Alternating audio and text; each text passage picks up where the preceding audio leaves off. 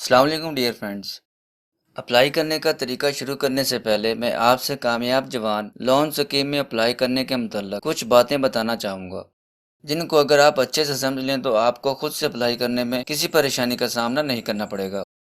کامیاب جوان loan scheme کے لیے میں نے پہلے بھی ایک ویڈیو اپلوڈ کر رکھی ہے، لیکن اس طریقے کو ختم کر کے گورنمنٹ نے لون سکیم کے لیے اپلائی کا طریقہ تھوڑا مختلف اور لینتھی کر دیا ہے، اور آپ لون بھی 25 ملین تک لے سکتے ہیں، لیکن آپ کو پریشان ہونے کی ضرورت نہیں۔ آپ نے یوٹیوب پر پہلے کسی کی بھی ویڈیو دیکھی ہے پر آپ کو ٹھیک سے سمجھ نہیں آئی تو آپ بالکل صحیح ویڈیو دیکھ رہے ہیں۔ تو بھائی اس میں لون کے لیے اپلائی کرنے کے لیے پہلے 3 باتیں سمجھ لیں۔ نمبر 1 تو جو اپنا نیا کاروبار سٹارٹ کرنا چاہتے ہیں، اور دوسرا جو اپنے کاروبار کو بڑھانا چاہتے ہیں، مطلب کہ اپنے کاروبار کو وسیع کرنا چاہتے ہیں۔ ان دونوں کو اپلائی کرنے کے طریقے تھوڑے مختلف ہیں۔ اور تیسری بات یہ کہ اگر آپ 10 لاکھ سے زیادہ کا لون لینا چاہتے ہیں تو آپ کو سیکیورٹی میں گورنمنٹ کو کچھ ثبوت کے طور پر دینا ہوگا، جیسے کہ زمین، کوئی گاڑی وغیرہ، ان کے ڈاکومنٹس اٹیچ کرنا پڑیں گی۔ تو آپ اس ویڈیو کو مکمل دیکھیں تاکہ آپ کو ہر ایک سٹیپس کی اچھے سے سمجھ آ سکے۔ تو ہم اپنی ویڈیو کو سٹارٹ کر کے لون کے لیے اپلائی کرنے کا طریقہ دیکھ لیتے ہیں۔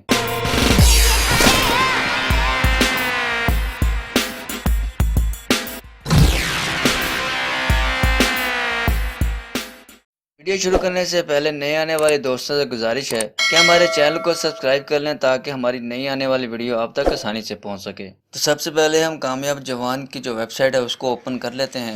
اس کو آپ کلوز کر دیں، اور جہاں اوپر دیکھیں آپ کو کامیاب جوان کے حوالے سے ایک آپشن نظر آ رہی ہوگی۔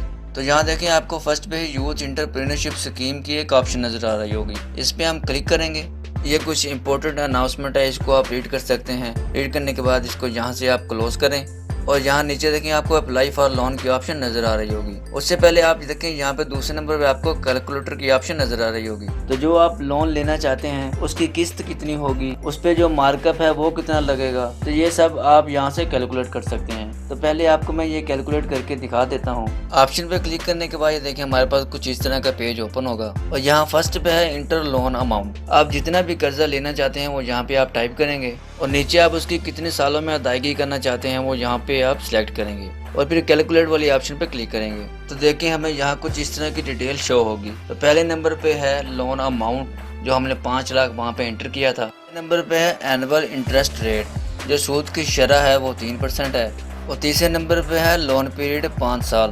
آپ یہاں پہ 6، 7، 8 جتنے سالوں میں آپ قرضہ واپس کرنا چاہتے ہیں وہ آپ آپشن سلیکٹ کر سکتے ہیں، اور آگے پیمنٹ ایئر جو ہے وہ 12 ہے، اور آگے یہاں پہ پھر ڈیٹ شو کروائی ہوئی ہے۔ اس کے بعد جو منتھلی قسط ہے آپ کی وہ یہاں پہ شو کروا رہا ہے کہ آپ کو کتنی قسط جو ہے وہ ادا کرنی پڑے گی۔ اس کے بعد پیمنٹ شیڈول ہے وہ 60 ماہ شو کروا رہا ہے۔ اس کے بعد پیمنٹ ایکچوئل جو ہے وہ بھی 60 ماہ شو کروا رہا ہے۔ اس کے بعد ٹوٹل مارک اپ ہے جو آپ کو 5 سالوں میں جتنا سود ادا کرنا پڑے گا وہ یہاں پہ شو کروا رہا ہے۔ اس کے بعد یہاں پہ نیچے ہر ماہ کی ڈیٹیل دی ہوئی ہے کہ آپ نے ہر مہینے کتنی قسط ادا کرنی ہے، کتنا آپ کو ہر ماہ مارک اپ لگے گا، یہاں پہ سارا شیڈول دیا ہوا ہے، آپ یہاں سے چیک کر سکتے ہیں۔ تو اب ہم واپس اپنے اپلائی آن لائن کی طرف آ جاتے ہیں، اور اپلائی آن لائن والی آپشن پہ کلک کرتے ہیں۔ کلک کرنے کے بعد ہمارے پاس کچھ اس طرح کا پیج اوپن ہوگا۔ تو سب سے پہلے وہ پوچھ رہا ہے کہ آپ سرکاری ملازم ہیں، اگر ہیں تو یس ورنہ نو کی آپشن سلیکٹ کریں۔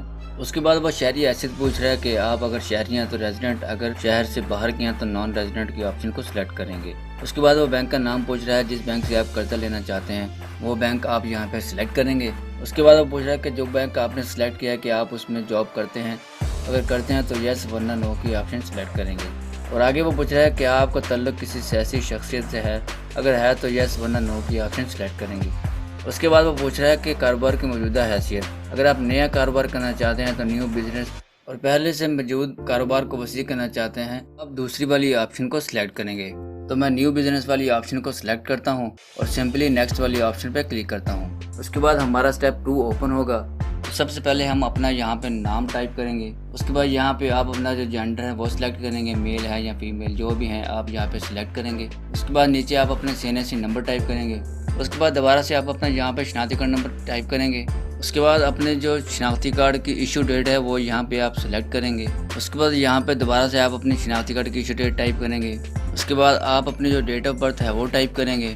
اس کے بعد دوبارہ سے آپ اپنی ڈیٹ آف برتھ ٹائپ کریں گے، اور نیچے آپ اپنے جو زیر کفالت افراد کی تعداد ہے وہ یہاں پہ آپ آپشن سلیکٹ کریں گے۔ جتنے بھی آپ کے زیر کفالت افراد ہیں 2 3 4 5 جتنے بھی ہیں وہ آپ آپشن یہاں پہ سلیکٹ کریں گے۔ اس کے بعد آپ شادی شدہ ہیں تو میرڈ ورنہ ان میرڈ کی آپشن کو سلیکٹ کریں گے۔ اس کے بعد آپ اپنا فادر یا گارڈین کا نام ٹائپ کریں گے۔ اس کے بعد آپ اپنے فادر کا یہاں پہ CNC نمبر ٹائپ کرنا چاہیں تو کر سکتے ہیں ورنہ یہ ضروری نہیں ہے۔ اس کے بعد آپ اپنا جو مذہب ہے وہ یہاں پہ سلیکٹ کریں گے، اسلام، ہندو، کرسچن جو بھی ہے وہ آپ یہاں پہ سلیکٹ کریں گے۔ اس کے بعد یہاں پہ اگر آپ کو کوئی معذوری وغیرہ ہے تو یس ورنہ نو کی آپشن سلیکٹ کریں گے۔ اور نیچے موجودہ آمدنی کا ذریعہ کہ آپ کی جو موجودہ آمدنی کا ذریعہ ہے وہ کون سا ہے، جو بھی ہے وہ آپ یہاں پہ آپشن سلیکٹ کر سکتے ہیں۔ اگر ان میں سے نہیں ہے تو آپ ادر بزنس سلیکٹ کر سکتے ہیں۔ اس کے بعد جو اوسطاً موجودہ ماہانہ آمدنی ہے وہ یہاں پہ آپ ٹائپ کریں گے، جتنی بھی آپ کی ماہانہ آمدنی ہے ایوریج جو ہے وہ یہاں پہ آپ ٹائپ کریں گے۔ اس کے بعد یہ ہے اضافہ ماہانہ آمدنی کہ آپ کا اگر کوئی بھی جو ذریعہ ہے جس کے ذریعے آپ اضافہ پیسے کما رہے ہیں وہ آپ یہاں پہ سلیکٹ کر سکتے ہیں ورنہ اس کو ایسے ہی چھوڑ دیں گے، یہ ضروری نہیں ہے۔ اس کے بعد کیا آپ کے پاس کوئی بینک اکاؤنٹ ہے تو یس ورنہ نو کی آپشن سلیکٹ کریں گے۔ اگر ہے تو آپ یہاں پہ بینک کا نام یہاں پہ ٹائپ کریں گے اور یہاں پہ پھر اکاؤنٹ نمبر بھی آپ کو دینا پڑے گا ورنہ یہ بھی ضروری نہیں ہے۔ اگر آپ دینا چاہیں تو آپ یہاں پہ دے سکتے ہیں۔ اس کے بعد ذاتی اثاثے اگر آپ کے پاس کوئی ہے تو آپ یہاں پہ ٹائپ کر دیں ورنہ اس کو بھی ایسے آپ چھوڑ سکتے ہیں۔ اگر آپ یوٹیلٹی بل کا نمبر وغیرہ کو دینا چاہیں وہ بھی آپ یہاں پہ دے سکتے ہیں۔ اور اگر آپ کوئی ٹیکس پیڈ پرسن ہے آپ یہاں پہ آپ اپنا ٹیکس نمبر بھی یہاں پہ ٹائپ کر سکتے ہیں ورنہ یہ چیزیں ضروری نہیں ہیں، آپ اس کو ایسے ہی چھوڑ سکتے ہیں۔ اس کے بعد یہاں پہ آپ اپنی جو فوٹو ہے وہ اپلوڈ کریں گے۔ اس کے بعد جو شناختی کارڈ کی فرنٹ سائڈ ہے وہ یہاں پہ آپ اپلوڈ کریں گے۔ اس کے بعد پھر آپ یہاں پہ شناختی کارڈ کی بیک سائڈ اپلوڈ کریں گے اور سمپلی آپ نیکسٹ والی آپشن پہ کلک کریں گے۔ اس کے بعد ہمارے پاس ہے اسٹیپ 3۔ اسٹیپ 3 میں وہ آپ کی تعلیم کے بارے میں پوچھ رہا ہے، تو آپ کی تعلیم جتنی بھی ہے مڈل میٹرک جتنی بھی آپ کی تعلیم ہے وہ آپ یہاں پہ آپشن سلیکٹ کر لیں۔ اس کے بعد اگر آپ کے پاس کوئی بھی ٹیکنیکل کورس ہے تو آپ یہاں پہ سلیکٹ کر سکتے ہیں، اگر نہیں ہے تو آپ نن والی آپشن پہ سلیکٹ کر سکتے ہیں۔ اس کے بعد اگر آپ کسی چیز کے کاریگر یا کسی چیز میں بھی ہنر رکھتے ہیں تو آپ یہاں پہ آپشن سلیکٹ کریں گے، اگر نہیں ہے تو آپ یہاں پہ بھی نن یا ادر کی آپشن سلیکٹ کر سکتے ہیں۔ اس کے بعد آپ یہاں پہ تعلیم کی جو ڈگری ہے وہ یہاں پہ اپلوڈ کر سکتے ہیں ورنہ یہ ضروری نہیں ہے۔ اس کے بعد اگر آپ نے ٹیکنیکل کورس سلیکٹ کیا ہے تو آپ یہاں پہ اس کی جو فوٹو ہے وہ اپلوڈ کر سکتے ہیں ورنہ اس کو بھی ایسے چھوڑ سکتے ہیں۔ اس کے بعد اگر آپ کے پاس کوئی فنی تعلیم کا سرٹیفکیٹ یا کوئی مساوی دستاویز ہے تو آپ یہاں پہ اپلوڈ کر سکتے ہیں ورنہ یہ بھی ضروری نہیں ہے۔ تو ہم یہاں پہ سمپلی نیکسٹ والی آپشن کو سلیکٹ کریں گے۔ اس کے بعد ہمارے پاس ہے اسٹیپ 4۔ اس کے بعد جو رابطے کے لیے معلومات ہے وہ یہاں پہ ہم فراہم کریں گے۔ تو سب سے پہلے ہم یہاں پہ اپنا جو پریزنٹ ایڈریس ہے وہ یہاں پہ ٹائپ کریں گے۔ اس کے بعد یہاں پہ آپ جو صوبہ ہے وہ یہاں پہ سلیکٹ کریں گے، آپ کا جو بھی ہے سندھ، پنجاب، KPK جو بھی ہے آپ یہاں پہ وہ سلیکٹ کر سکتے ہیں۔ اس کے بعد جو ضلع ہے آپ کا وہ یہاں پہ آپشن سلیکٹ کریں گے، آپ کا جو بھی ہے وہ یہاں پہ آپ سلیکٹ کر سکتے ہیں۔ اس کے بعد پھر یہاں پہ آپ تحصیل جو اپنی سلیکٹ کریں گے، اگر تو آپ کا کوئی پرماننٹ ایڈریس کوئی اور ہے تو آپ یہاں پہ ٹائپ کر دیں گے، اگر اوپر والا ہی ہے تو آپ ایز ابو والی آپشن چیک کر دیں گے۔ اس کے بعد اگر آپ کا کوئی فون نمبر ہے کوئی PCL نمبر وغیرہ آپ یہاں پہ ٹائپ کر سکتے ہیں ورنہ اس کو ایسے ہی چھوڑ دیں گے، یہ ضروری نہیں ہے۔ اس کے بعد پرائمری موبائل نمبر آپ یہاں پہ اپنا ٹائپ کریں گے۔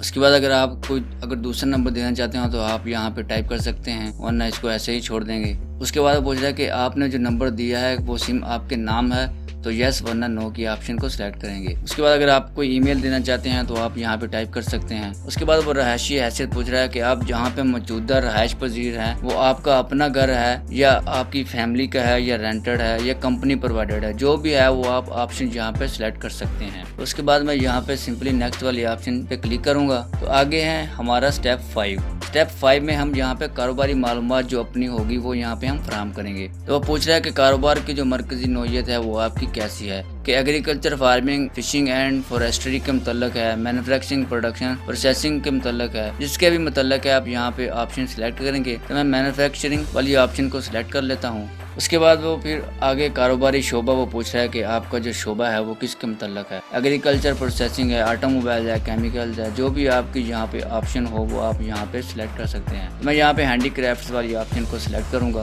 اس کے بعد وہ پوچھ رہا ہے کاروبار کا ذیلی شعبہ کہ ہینڈی کرافٹس میں جو شعبہ ہے وہ کس قسم کا ہے، کیا بلیک سمتھ ہے، کیج سیل ہے، چارپائی ورک ہے، کوبلر سروس ہے، جو بھی ہے آپ یہاں پہ آپشن کو سلیکٹ کر سکتے ہیں۔ تو میں یہاں پہ اسٹیل اینڈ ویلڈنگ ورکس والی آپشن کو سلیکٹ کر لیتا ہوں۔ اس کے بعد ہے کاروباری نوعیت کہ آپ امپورٹ کا بزنس کرتے ہیں، ایکسپورٹ کا کرتے ہیں یا لوکل بزنس ہے۔ تو ہمارا لوکل بزنس ہے تو ہم یہاں پہ لوکل بزنس والی آپشن کو سلیکٹ کریں گے، آپ کا جو بھی ہو وہ یہاں پہ آپ آپشن سلیکٹ کر سکتے ہیں۔ اس کے بعد وہ پوچھ رہا ہے کہ آپ جو کاروبار کر رہے ہیں اس کاروبار کاروبار کا نام کیا ہے۔ جیسے کہ میں یہاں پہ بسم اللہ اسٹیل ورکس ٹائپ کر دیتا ہوں۔ اس کے بعد وہ پوچھ رہا ہے کہ جو آپ کا کاروبار ہے وہ کس کے متعلق ہے، آپ کیا کیا جو سہولت ہے وہ مہیا کرتے ہیں۔ تو میں یہاں پہ ٹائپ کر دیتا ہوں ویڈیو پرووائڈڈ اسٹیل سیف الماری اینڈ اسٹیل ونڈوز ETC۔ آپ کا جو بھی ہو وہ آپ یہاں پہ ٹائپ کر سکتے ہیں۔ اس کے بعد وہ کاروباری پتہ پوچھ رہا ہے کہ آپ جو کاروبار کر رہے ہیں وہ کس جگہ پہ ہے۔ اب یہاں پہ اپنا ایڈریس یہاں پہ ٹائپ کر دیں گے۔ اس کے بعد وہ پوچھ رہا ہے کہ کاروبار کا جو صوبہ ہے وہ کون سا ہے، پنجاب، سندھ، جو بھی ہے آپ کا وہ آپ یہاں پہ سلیکٹ کر لیں۔ اس کے بعد کاروباری ضلع یہاں پہ سلیکٹ کر لیں۔ اس کے بعد پھر یہاں پہ تحصیل سلیکٹ کر لیں۔ اس کے بعد وہ پوچھ رہا ہے کہ کاروبار کی موجودہ حیثیت، کہ آپ کا جو کاروبار ہے وہ گورنمنٹ سے رجسٹرڈ ہے یا ان رجسٹرڈ ہے۔ اگر تو آپ بڑے لیول پہ کام کر رہے ہیں، اگر آپ نے رجسٹر کروایا ہوا ہے تو آپ یہاں پہ رجسٹر کی آپشن سلیکٹ کریں گے، ورنہ ان رجسٹرڈ کی آپشن کو سلیکٹ کریں گے۔ اس کے بعد وہ کاروبار کی قسم پوچھ رہا ہے کہ آپ کس قسم کا کاروبار کر رہے ہیں، کہ آپ سول پروپرائٹرشپ انڈیویجول یعنی کہ آپ واحد ملکیت ہیں، یا لمیٹڈ کمپنی کی آپ کسی کمپنی کے ساتھ کام کر رہے ہیں، یا کسی آپ پارٹنرشپ فرم کے ساتھ کام کر رہے ہیں۔ جو بھی آپ کی آپشن ہے وہ آپ یہاں پہ سلیکٹ کر سکتے ہیں۔ اس کے بعد وہ کاروبار کے متعلق بل کی کنزیومر ID مانگ رہا ہے، اگر آپ یہاں پہ دینا چاہیں تو دے سکتے ہیں، ورنہ آپ اس کو ایسے ہی چھوڑ دیں۔ اس کے بعد اس کو بھی آپ یہاں پہ خالی چھوڑ سکتے ہیں۔ اس کے بعد وہ پوچھ رہا ہے کہ آپ کے نام پہ کوئی رجسٹرڈ کوئی گاڑی ہے، اگر ہے تو یہاں پہ یس ورنہ نو کی آپشن کو سلیکٹ کریں گے۔ اگر آپ یہاں پہ یس کی آپشن سلیکٹ کرتے ہیں تو آپ کو یہاں پہ پھر وہ رجسٹریشن نمبر فراہم کرنا پڑے گا۔ تو سمپلی پھر میں نیکسٹ والے بٹن پہ کلک کروں گا۔ اس کے بعد ہمارے پاس ہے اسٹیپ 6 قرض کی تفصیلات۔ یہاں پہ ہم کتنا لون لینا چاہتے ہیں اس کی تفصیل مہیا کریں گے۔ تو سب سے پہلے وہ قرض کی قسم پوچھ رہا ہے کہ آپ جو قرض لینا چاہتے ہیں وہ کس قسم کا لینا چاہتے ہیں، کہ ورکنگ کیپٹل پہ لینا چاہتے ہیں، لانگ ٹرم فائنینسنگ پہ لینا چاہتے ہیں، لیزنگ فائنینسنگ پہ لینا چاہتے ہیں۔ تو آپ جو بھی آپشن یہاں پہ سلیکٹ کرنا چاہتے ہیں وہ کر سکتے ہیں۔ زیادہ تر جو آپشن ہے وہ لانگ ٹرم فائنینسنگ والی آپشن ہی سلیکٹ کرنا بیٹر رہے گا۔ اس کے بعد وہ پوچھ رہا ہے کہ قرض کی مد، کہ آپ کو کتنا قرضہ جو ہے وہ درکار ہے۔ آپ جتنا بھی قرضہ لینا چاہتے ہیں وہ والی آپشن آپ سلیکٹ کریں۔ ٹائر 1 میں جو ہے وہ 1 لاکھ سے لے کر 1 ملین تک ہے۔ اس کے بعد ٹائر 2 میں جو ہے وہ 1 ملین سے لے کر 10 ملین تک ہے۔ اس کے بعد ٹائر 3 میں جو ہے وہ 10 ملین سے لے کر 25 ملین تک ہے۔ تو ہمیں اتنا قرضہ نہیں چاہیے، تو میں یہاں پہ ٹائر 1 جو ہے وہ 10 لاکھ والی آپشن کو سلیکٹ کروں گا۔ اس کے بعد قرض کی مدت، کہ آپ جو قرضہ لینا چاہتے ہیں وہ کتنی مدت تک لینا چاہتے ہیں۔ اگر آپ 1 سال کے لیے، 2 سال کے، جتنے سال کے لیے بھی آپ لینا چاہتے ہیں وہ آپ آپشن یہاں پہ سلیکٹ کریں۔ اس کے بعد کاروبار کی متوقع لاگت، کہ آپ جو نیا کاروبار کرنا چاہتے ہیں وہ اس پہ جو لاگت ہے وہ کتنی آئے گی، تو آپ وہ لاگت یہاں پہ ٹائپ کریں گے۔ مثال کے طور پہ میرے کاروبار کی جو لاگت ہے وہ 12 لاکھ ہے، تو میں یہاں پہ 12 لاکھ جو ٹائپ کر لیتا ہوں۔ اس کے بعد وہ کہہ رہا ہے کہ مطلوبہ قرض کی رقم روپے میں، کہ آپ جو قرضہ لینا چاہتے ہیں وہ کتنا لینا چاہتے ہیں وہ آپ یہاں پہ ٹائپ کریں گے۔ تو میں 9 لاکھ قرضہ لینا چاہتا ہوں، تو یہاں پہ میں 9 لاکھ ٹائپ کر دوں گا۔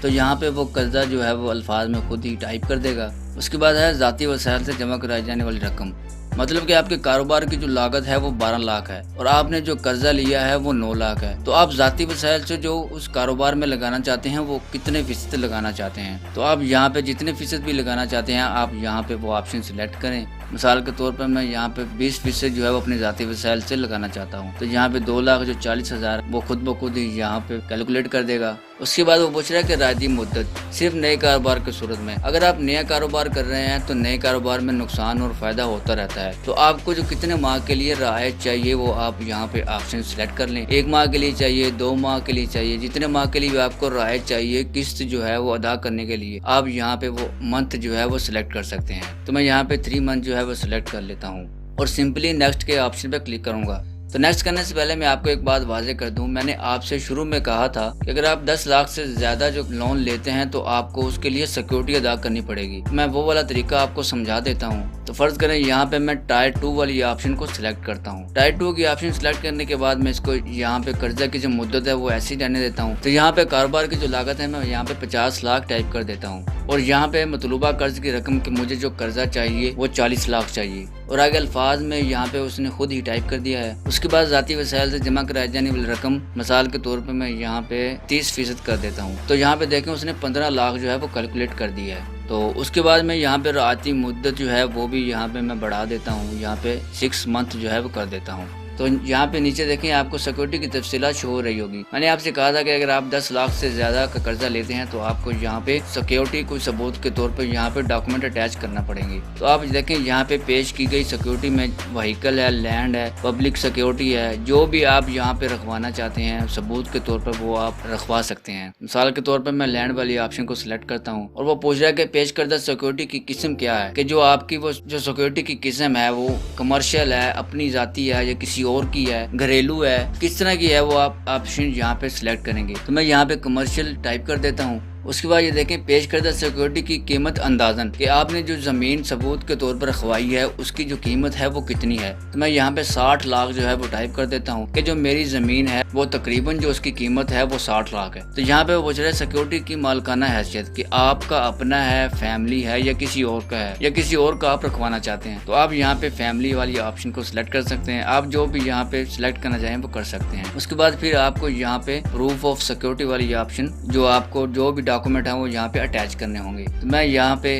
دوبارہ سے پھر ٹائر 1 والی آپشن سلیکٹ کر لیتا ہوں اور یہاں پہ 5 لاکھ جو ہے وہ ٹائپ کر لیتا ہوں, اور یہاں پہ قرضہ جو ہے وہ 4 لاکھ ٹائپ کر لیتا ہوں. اس کے بعد یہاں پہ پھر 20% جو ہے وہ ذاتی وسائل سے جمع کرائی جانے والی رقم 20% ٹائپ کر لیتا ہوں, اور یہاں پہ دوبارہ سے میں 3 منتھ جو ہے وہ آپشن سلیکٹ کر لیتا ہوں, اور سمپلی پھر میں نیکسٹ والے بٹن پہ کلک کرتا ہوں. اس کے بعد ہمارے پاس ہے اسٹیپ 7 بزنس پلان. وہ آپ سے آپ کے بزنس پلان کے بارے میں پوچھ رہا ہے. تو سب سے پہلے وہ پوچھ رہا ہے کہ جو آپ متوقع ماہانہ اخراجات ہے آپریٹنگ ایسٹس, مطلب کہ جو آپ مشینری وغیرہ یہاں پہ جو اپنے سیٹ اپ میں لے کے آنا چاہتے ہیں اس پہ جو اخراجات آئے گا وہ کتنا ہے, وہ اندازاً آپ یہاں پہ ٹائپ کریں گے. جیسے کہ میں یہاں پہ 3 لاکھ جو ہے وہ ٹائپ کر دیتا ہوں. اس کے بعد وہ پوچھ رہا ہے کہ انیشیل سیٹ اپ, کہ جو آپ کو انیشیل سیٹ اپ کی جو ضرورت ہوگی وہ یہاں پہ آپ اس پہ جو خرچہ آئے گا وہ کتنا آئے گا, آپ یہاں پہ 50,000 ٹائپ کر دیں. اس کے بعد وہ پوچھ رہا ہے کہ آپ کا جو متوقع ماہانہ کاروباری آمدنی ہے وہ کتنی ہو سکتی ہے, وہ آپ یہاں پہ جو متوقع اندازاً جو آمدنی ہے وہ آپ یہاں پہ 50,000 ٹائپ کر دیں. آپ جتنی بھی چاہیں وہ آپ اپنے کاروبار کے حوالے سے یہاں پہ ٹائپ کر سکتے ہیں. اس کے بعد وہ پوچھ رہا ہے کہ estimate monthly direct business expenses, کہ جو آپ کے جو اخراجات فکس ہیں وہ کتنے ہیں, جو آپ کو پتہ ہے کہ میرے جو 1 ماہ کے جو اخراجات ہیں وہ اتنے ہوں گے, وہ آپ یہاں پہ ٹائپ کر دیں. اس کے بعد وہ پوچھ رہا ہے کہ انڈائریکٹلی جو آپ کے ایکسپینسز ہیں, جو اخراجات ہیں وہ کتنے ہیں, جیسے کہ کوئی چھوٹی موٹی چیزوں کے جو اخراجات ہیں وہ یہاں پہ آپ ٹائپ کر دیں. اس کے بعد پوچھ رہا ہے کہ ملازمین کی تعداد, کہ آپ جو نیا کاروبار کر رہے ہیں اس میں آپ کو کیا ملازمین کی ضرورت ہوگی, اگر ہوگی تو وہ کتنے آپ ملازمین رکھنا چاہتے ہیں, اس کی تعداد جو ہے وہ آپ یہاں پہ ٹائپ کر دیں. اس کے بعد وہ پوچھ رہا ہے کہ آپ جو کاروبار کر رہے ہیں اس کے متعلق آپ کو کتنا تجربہ ہے, آپ کو جتنے سال کا بھی تجربہ ہے وہ آپ یہاں پہ سلیکٹ کر لیں. اس کے بعد تجربے کی سند اگر آپ کے پاس کوئی ہے تو آپ یہاں پہ اپلوڈ کر دیں, ورنہ یہ ضروری نہیں ہے. اس کے بعد دوسرے دستاویز اگر کوئی ہیں اگر آپ کے پاس تو آپ یہاں پہ اپلوڈ کر دیں. اس کے بعد وہ آپ سے فیزیبلٹی رپورٹ فائل کی کچھ ڈاکومنٹ مانگ رہے ہیں, اگر آپ کے پاس ہیں تو وہ یہاں پہ آپ اپلوڈ کر دیں, ورنہ یہ بھی ضروری نہیں ہے. تو سمپلی آپ یہاں پہ نیکسٹ والی آپشن پہ کلک کریں گے. اس کے بعد وہ اسٹیپ 8 پہ ہمارے پاس پوچھ رہا ہے مالی تفصیلات, لیکن اسٹیپ 8 جو ہے وہ فل کرنے سے پہلے میں نے آپ سے شروع میں جو بات نیو بزنس اور کاروبار کو وسیع کرنے کے حوالے سے میں نے کہا تھا کہ 2 الگ الگ اسٹیپس ہیں. تو یہ تو ہم نیو بزنس کے حوالے سے فارم فل کر رہے تھے. اب نئے کاروبار اور پرانے کاروبار کو وسیع کرنے کے حوالے سے جو فارم میں چینجنگ ہے وہ اسٹیپ 7 میں آتی ہے. تو جو بھی اسٹیپ 7 میں چینجنگ آتی ہے وہ میں آپ کو دکھا دیتا ہوں. تو میں واپسی جو ہے وہ اسٹیپ 1 پہ آتا ہوں اور یہاں پہ نیو بزنس کی جگہ ایگزسٹنگ بزنس والی آپشن کو سلیکٹ کرتا ہوں, اور پھر میں اسٹیپ 7 والی آپشن کو سلیکٹ کرتا ہوں. تو آپ یہ دیکھیں یہاں پہ کچھ تھوڑی سی چینجنگ ہو گئی ہے. یہاں پہ دیکھیں وہ پوچھ رہا ہے کہ موجودہ اثاثہ جات, کہ آپ کے جو کرنٹ ایسٹس ہیں وہ کتنے ہیں. تو میں یہاں پہ 1 لاکھ جو ہے وہ یہاں پہ ٹائپ کر دوں گا. اس کے بعد جو فکسڈ ایسٹ ہے وہ پوچھ رہا ہے کہ جو آپ کو پتہ ہے کہ جو آپ کے قائم اثاثے ہیں آپ کے پاس ہیں وہ کتنے ہیں, وہ بھی میں یہاں پہ 1 لاکھ ہی یہاں پہ ٹائپ کر دوں گا. اس کے بعد وہ پوچھا کہ موجودہ واجبات, کہ اگر آپ نے کسی بینک وغیرہ کے واجبات دینے ہیں تو وہ آپ یہاں پہ ٹائپ کریں گے. جیسے کہ میں یہاں پہ ٹائپ کر دیتا ہوں کہ میں نے کسی بینک کے 50,000 روپے واجبات میرے باقی ہیں, تو میں یہاں پہ 50,000 جو ہے وہ یہاں پہ ٹائپ کروں گا. اس کے بعد پوچھا کہ کسی طویل عرصے سے آپ نے کسی کے جو واجبات دینے ہیں وہ آپ یہاں پہ ٹائپ کریں گے. تو آپ کے اگر ہیں تو یہاں پہ ٹائپ کر دیں, ورنہ یہاں پہ 0 آپ ٹائپ کر دیں. اس کے بعد وہ پوچھ رہا ہے کہ ذاتی وسائل سے جمع کرائی جانے والی رقم جو ہے وہ کتنی ہے, تو وہ آپ یہاں پہ جو آپ نے 6 نمبر والے اسٹیپ میں ٹائپ کیا تھا وہی آپ یہاں پہ ٹائپ کر دیں گے. اس کے بعد وہ پوچھ رہا ہے کہ منتھلی بزنس ریونیو PKR, کہ آپ کو جو ماہانہ کاروباری آمدنی روپے ہے وہ کتنی ہوگی. تو آپ یہاں پہ جو 50,000 ہے وہ آپ یہاں پہ ٹائپ کر دیں. اس کے بعد وہی دوبارہ پوچھ رہا ہے کہ ماہانہ کاروباری اخراجات روپے کہ جو آپ کا کاروبار کے اخراجات ہیں وہ ڈائریکٹ کتنے ہیں، وہ انڈائریکٹلی کتنے ہیں، اس کے بعد موجودہ ملازمین کی تعداد جو ہے وہ کتنی ہے۔ یہاں پہ دیکھیں ہمیں کاروبار سے وابستگی کا عرصہ، یہاں پہ ہمیں جو ہے وہ ٹائپ کرنا پڑے گا، لیکن نیو بزنس کا وہ جو فارم فل کر رہے تھے اس میں وہ آپشن دے رہا تھا، وہاں پہ جو ہمیں آپشن سلیکٹ کر رہے تھے 3 ایئر 4 ایئر جتنی بھی آپ وہاں پہ سلیکٹ کر رہے تھے وہ والی آپشن تھی، یہاں پہ سمپلی آپ کو ٹائپ کرنا پڑے گا۔ اس کے بعد نیچے یہاں پہ آخری جمع کرائے ہوئے ٹیکس گوشوارے، یہ آپ کو یہاں پہ اگر دینا چاہیں تو یہاں پہ دے سکتے ہیں، ورنہ یہ کوئی بھی چیز یہاں پہ ضروری نہیں ہے۔ بھائی یہ 3-4 جو آپشن ہے اس کی جو ہے وہ چینجنگ ہوتی ہے ایگزسٹنگ بزنس اور نئے بزنس کے حوالے سے۔ تو میں واپسی یہاں سٹیپ 1 والے پیج پہ واپس آتا ہوں، اس کے بعد یہاں پہ ایگزسٹنگ بزنس کی جگہ نیو بزنس والی آپشن کو سلیکٹ کرتا ہوں۔ اس کے بعد میں پھر سٹیپ 7 والے پیج پہ آتا ہوں، تو دیکھیں ہمارے پاس جو ہم نے نیو بزنس کے حوالے سے فارم فل کیا تھا وہ ویسے ہی آ گیا جیسے ہم نے پہلے فل کیا تھا۔ تو ہم سمپلی اب نیکسٹ والی آپشن پہ سلیکٹ کریں گے، تو دیکھیں ہمارے پاس سٹیپ 8 والا جو پیج ہے وہ یہاں پہ آ جائے گا۔ اس کے بعد ہم یہ یہاں پہ جو مالی تفصیلات ہے وہ یہاں پہ ان کو مہیا کریں گے۔ تو یہاں پہ وہ پوچھ رہا ہے کہ آپ کے والدین یا شریک حیات میں سے کوئی بینک ڈیفالٹر ہے تو یس، ورنہ نو والی آپشن سلیکٹ کریں گے۔ اگر آپ یس والی آپشن سلیکٹ کرتے ہیں تو پھر آپ کو یہاں پہ بینک کا نام اور پھر یہاں اس کی رقم اور یہاں پہ پھر باقی رقم آپ ٹائپ کریں گے، اور اگر نہیں ہے تو آپ نو والی آپشن سلیکٹ کر کے سمپلی آپ نیکسٹ والے بٹن پہ کلک کریں گے۔ اس کے بعد ہے ریفرنس 1، یہاں پہ دیکھیں یہاں پہ اس نے اوپر لکھا ہوا کہ قریبی رشتہ داروں کے علاوہ کسی بھی 2 افراد کی تفصیلات فراہم کریں۔ یہاں پہ اپنے دوست کوئی بھی عزیز جو ہے وہ آپ یہاں پہ ریفرنس جو ہے وہ یہاں پہ آپ ان کو مہیا کریں گے۔ تو ریفرنس 1 پہ آپ یہاں پہ نام لکھیں گے اور اسی کا آپ یہاں پہ حوالہ دیں گے کہ اس فرد کا آپ کے ساتھ کیا تعلق ہے۔ اس کے بعد یہاں پہ اس کا موبائل نمبر ٹائپ کریں گے، اس کے بعد پھر یہاں پہ آپ اس کا CNSC نمبر ٹائپ کریں گے۔ اس کے بعد ہے حوالہ نمبر 2، اور یہاں پہ آپ دوسرے پرسن کا جو ہے وہ ڈیٹیل یہاں پہ ان کو مہیا کریں گے۔ تو یہاں پہ آپ نام لکھیں گے، اس کے بعد نیچے اس کے ساتھ کیا تعلق ہے وہ لکھیں گے، اس کا موبائل نمبر لکھیں گے، اس کے بعد یہاں پہ اس کا CNSC نمبر ٹائپ کریں گے۔ اس کے بعد دیکھیں ہمیں یہاں پہ کچھ کوڈ نظر آ رہا ہوگا، تو ہم یہاں پہ جو کوڈ ہے وہ یہاں پہ ٹائپ کریں گے۔ اس کے بعد سمپلی ہم نیکسٹ والی آپشن پہ کلک کریں گے۔ کلک کرنے کے بعد دیکھیں ہمارے پاس بیان حلفی کا جو پیج ہے وہ اوپن ہوگا۔ تو دیکھیں یہاں پہ نیچے کہہ رہا ہے کہ میں اقرار کرتا ہوں کہ تمام معلومات میرے علم کے مطابق درست ہے اور کچھ بھی مخفی نہیں رکھا گیا۔ میں مکمل طور پر نیشنل بینک کو اختیار دیتا ہوں کہ تمام معلومات اور جمع کرائے گئے دستاویزات کی تصدیق کروا سکتے ہیں۔ کسی بھی جعل سازی یا حقائق کو مخفی رکھنے کی صورت میں قواعد ضوابط کے مطابق قانونی کارروائی کر سکتے ہیں۔ اور اس کے بعد یہاں پہ ایگری والی آپشن پہ کلک کریں گے اور سبمٹ والی بٹن پہ کلک کریں گے۔ تو یہ دیکھیں ہمارے پاس سبمٹ سکسیزفلی ہو گیا ہے۔ یہاں پہ وہ بتا رہا ہے کہ جلد ہی بینک آپ سے رابطہ کرے گا۔ تو یہ تھا ہمارا کامیاب جوان فیز 2 میں لون کے لیے اپلائی کرنے کا طریقہ۔ مجھے امید ہے کہ ہماری ویڈیو جی آپ کو اچھے سے سمجھ آ گئی ہوگی۔ اگر آ گئی ہو تو ہمارے چینل کو سبسکرائب بھی کر دیں اور ساتھ دیے گئے بیل آئیکن کے بٹن پہ کلک کر دیں تاکہ ہماری نئی آنے والی ویڈیو آپ تک آسانی سے پہنچ سکے۔